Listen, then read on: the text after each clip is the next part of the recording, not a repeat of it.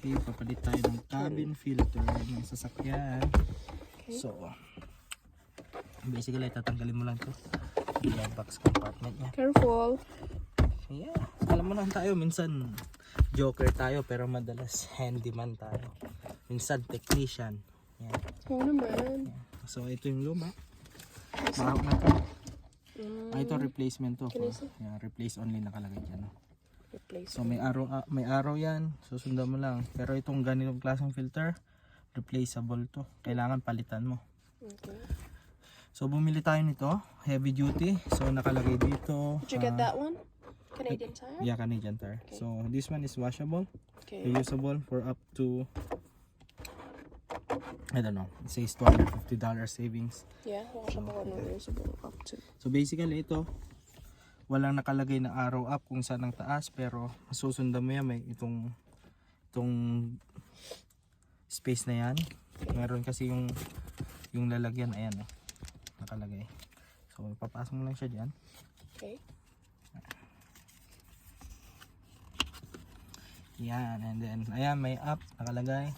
Babalik mo lang dyan. Tapos ito yung cover, may nakalagay rin na up. So that goes up too? Yeah. Up, ibig sabihin yung up doon ang taas niya. So basically, ganun lang siya. Ibabalik mo itong glove box compartment.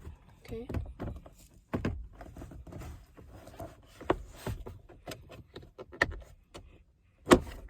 Careful. Yun oh, perfect.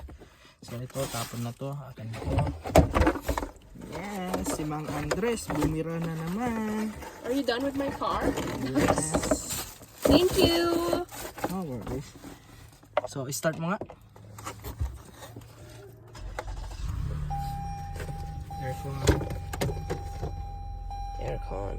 That's on high bay. It should be low. Low.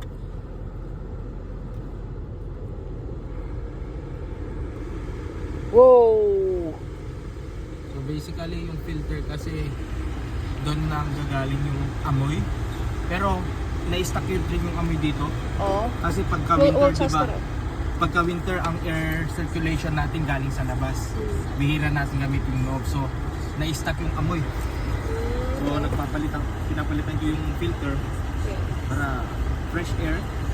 So, ilang araw yan bago mawala yung amoy dito sa Okay. may lang tapos. Thank you.